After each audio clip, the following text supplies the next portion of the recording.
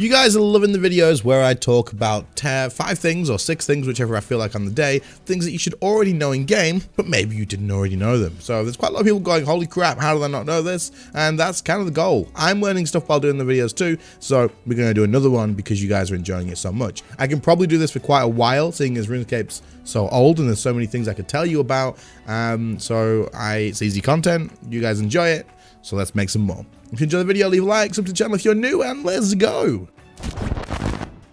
I recently made a Patreon as my ad revenue seems to have taken a bit of a hit in November of last year, and then again in January when of course the ad rates do go down anyway. Just to keep myself comfortably full-time making content for you guys, I decided Patreon was probably a good way to go about it. So for the people who have already signed up, thank you so much. And if anybody else wants to support the channel while I sort out what the hell's going on with the ad rates, as Google really hasn't helped in any way whatsoever with explaining what is going on, there is a link in the description, and of course it would absolutely help out a ton until I do get this sorted. There'll be some benefits like specific content that you will only get through the Patreon. You'll also get early access to videos like the channel members do as well. Thank you all again, and let's actually start the video. First up is one that I have mentioned in the past, but like I said, it is things that will cross over with past content as well, because you should already know this stuff, and that's just how it's going to be. But it's going to be to do with familiars. Now, first of all, let's just dismiss this familiar here. We need to come towards so I could charge my summoning stuff to summon a new one. We're going to buy, no, we're not. We're going to get our, we're not just going to load our banking preset. It's fine. So, if you're at Wars Retreat and people have all their little familiars around, and you've got loads of people, and if you're on a busier world, sometimes it's a pain in the ass to summon your familiar, and then find them because they may be hidden underneath someone else's pet, or you may have the same pet someone else and like, which one's mine? So you click your scrolls and you try to give them the thing, but there's a better way to do this actually. Rather than actually trying to like click the scrolls and then click on your pet and then missing and clicking on somebody else as you just saw me do because someone walked past, just click on the scroll image on the actual summoning familiars icon thing. Just click this and it will give the maximum amount of 500 scrolls to the familiar. Now if you don't want to give 500 scrolls, you can right click this and you can press take X or store X. So if you wanted to take all of them back out, you could do that, and you can also right click this and press store X, and you could add say like 50 if you want to do 50 instead, and it will do that, and it will just give them to it. You don't have to find your familiar, because right now where's my familiar? It's not here. Like, why can't I see my familiar? Oh, it is there. Is it there? Was it there the whole time? I can't. Was he there the whole time? I don't know. Either way, it is what it is. Like, it's the easy way to do it. Do it like this instead. Click the thing. That's it. Go back to the bank. It's done. You don't need to worry about it. I saw someone do this on stream or something, or someone told me about it. I don't know. I can't remember exactly, but I was blown away that I didn't know this for the longest time. And there you go. This next one I stole from a comment, and your comment will be on screen as I promised. So thank you very much. And again, if anybody else wants to comment something and be in the next video, then chuck one in the comments. And if I grab it, then I will do so. But this person said you can actually get your spirit gems, which you would use for summoning, and you can combine them together to make one good spirit gem and make it last up to 1,000 charges. So let's try this one out and let's see if it works. I didn't know this. I always used to use them one at a time. You'd equip the thing, and then you would run and you would use it, and you would only get 60 uses out of this one. But apparently we can use this on this and increase maximum charge of the spirit gem. Yes. And we can do up to 15 of them, it says. We can do that. And now this spirit gem was an achievement as well. What the frick? Okay, well, I guess every comp player knows this already, but anybody else maybe didn't know this. This now has 960 spirit gem charges on the Onyx. That is absolutely insane. That's crazy. Where's the person who just said hi? Hi, Dove. There you go. You are now in the video. If I ignore you from now, I apologize. I am just working on this. But there we go. Yeah, that's pretty interesting. You can do all the other spirit gems too, and that makes it so much better. I used to just run and do all of these all the time. Just used to run and just have one. This is crazy. That's so much better. Thank you for sharing this. I appreciate it. Did anybody else know this or not know this? Like I said, it is a comp thing. It is an achievement. So I guess a lot of people should know this. That is so convenient. Also, you can do this as well, just to add to this little extra one. You can do this with your scrimshaws too. So your scrimshaws can go longer than the time of them now. You can make up to 24 hours, I do believe. So if you have any that's like worn, I don't have any right now, but you can combine these together by using them on each other as well and extending them for a lot longer. Now you may be wondering why I am letting myself get mauled by so many created demons. Now the answer to that is the next comment said that if you die in the wilderness while doing rune crafting and you lose your pouches, which of course if I had the other ones I would have brought those too, but I don't have them, you can actually get them back by summoning an abyssal summon monster thingy from summoning. But I know that this is I've already tested this, and this is the abyssal titan that you can actually get this back with. I didn't know this. I thought you had to go back into the abyss and then pick them back up by killing the monsters in there, because that takes time to get them as a drop, and that's how I've always thought that this was meant to be done, or how you had to do it. So we're going to check this out again now. I've just done the clip before, but I didn't record it because I was testing it. So we go back to the Grand Exchange here. We are going to grab ourselves an abyssal titan. I don't know if this works with any other familiar. I know it doesn't work with the lurker, so I'm assuming it has to be the titan alone.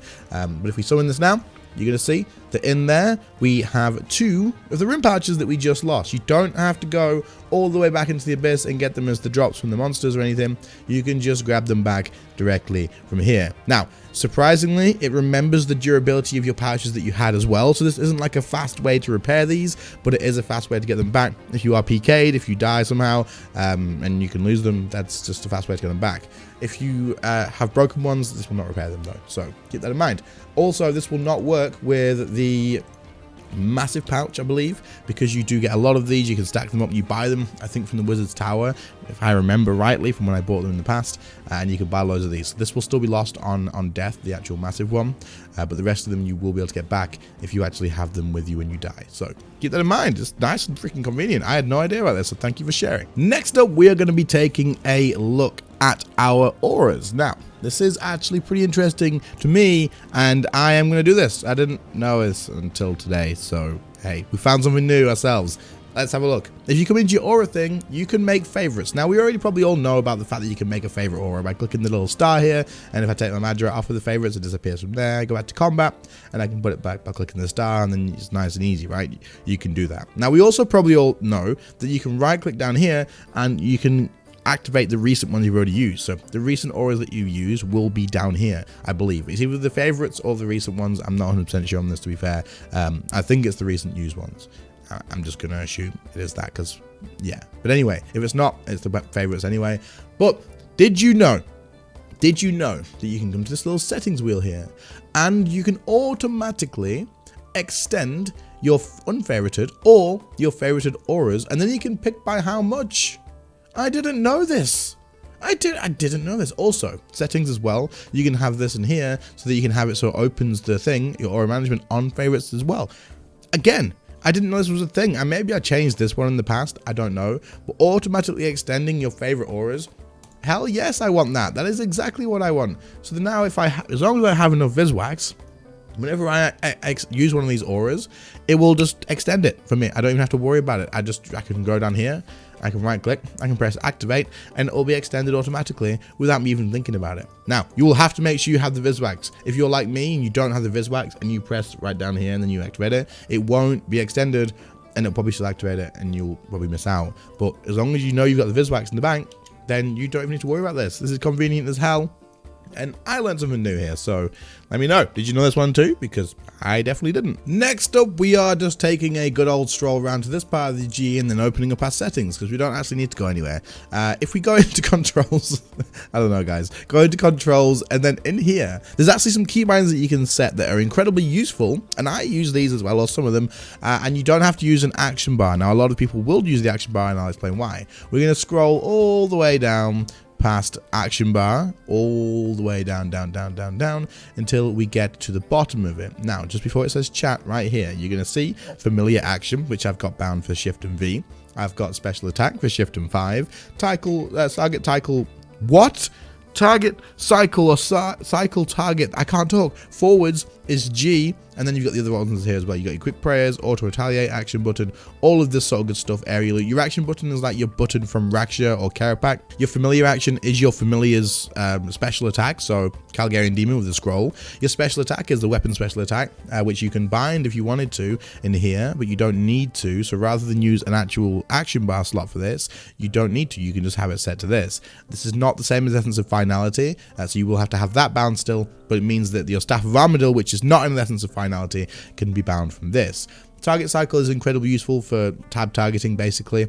changing your thing. Mine's set to G, so you can toggle through different units and stuff. But a lot of these action bars you could, a lot of these things you could put on your action bar, right? You could drag the auto retaliate down somewhere and use a slot. You don't need to. You could drag your cursors down and use a slot. Again, you don't need to. You can have it in here. Same for sheath and unsheath weapons and stuff if you're looking to do that. Your area loot. All of this stuff is super useful to know about and have keybound. But if you're like me and you have a stupid way of setting up your action bars because you have stuff repeated like Dragon Breath twice, all that sort of good stuff, then you don't want to use up all that action bar space that you need. It's precious. I need another one. For God's sake, Jaggers, give me another one, please. But this way you can keybind that sort of stuff, save yourself some slots, and it's super convenient. And shockingly for this last one, again, we don't need to move very far, but I'm going to show you. Now, this is something I do because it is super convenient, and I actually need to do it right now. So it's good and convenient for me to do it in the video too. If you are loading a preset, say for example I press number 1 here and I have my banking preset, right? If I wanted to put my weapon poison on an actual preset to take into a boss fight, I could do this by making my weapon poison a 1 dose. Now the reason you would want to do this is having a 1 dose weapon poison. If I can, I might have to just apply, sorry, not drink, all the way through this. If it'll let me, it will. Good. Okay, so if you have a 1 dose, you will actually have the settings to be able to break the vial if you've done the barbarian bar crawl, right? So if I apply this weapon poison or drink it, whatever you want to do, whatever your brain says, you apply it, the vial disappears. If this was in a preset, I would get that inventory space back, meaning that if I needed that inventory space for anything else, I could take advantage of it. Now, the way you can do this nice and conveniently is buy the 4 doses from the Grand Exchange, because buying 1 doses are a lot more expensive individually in most situations. So let's take a quick check. Weapon poison, plus, or whatever it's called. We can just scroll right down, that's fine.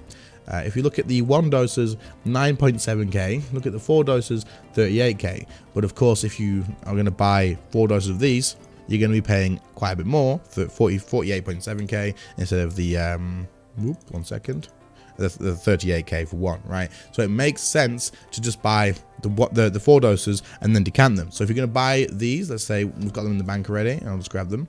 You buy the 4 doses, and then you take them over to your lovely decanter over here, and you ask him to decant the vials, and you ask them to decant them into 1 doses. When he's done this, now your preset can have the 1 dose weapon poison vials on there, and every time you load your preset, if it's on the actual preset itself, you will get that inventory space back. You can apply this, that's gone from your inventory, you can go into the boss fight, you got that space back. A lot of people, if you're on magic, you'll have your staff equipped and your wand and your orb in your inventory, or the other way around, and you'll need an inventory space to be able to switch between them, because obviously putting a staff on takes 2 things off, needing the space and the thing. So you can use that, and you can apply the weapon poison, and you can get that space back, and you can have it on your preset nice and conveniently. So hopefully that helps you out. Hope that made sense. I think it probably did. I might have explained it a little bit badly, but there you go. And there we go. That is 6 small things today. What the frick's going on over here?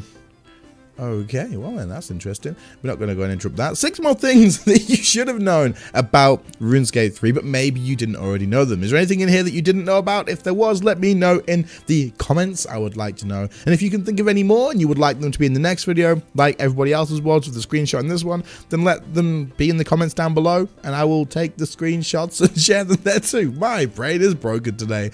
But if you enjoyed the video, please do leave a like. Sub to the channel if you are new. If you want to help support the channel while I figure out the ad stuff, there's a Patreon link in the description too, or the channel memberships option as well. You will get early access to videos, or you'll get unique content too, depending on where you go. But other than that, thank you all so much for watching. Channel members and current Patreon subscribers, your names will be on screen right now, as always.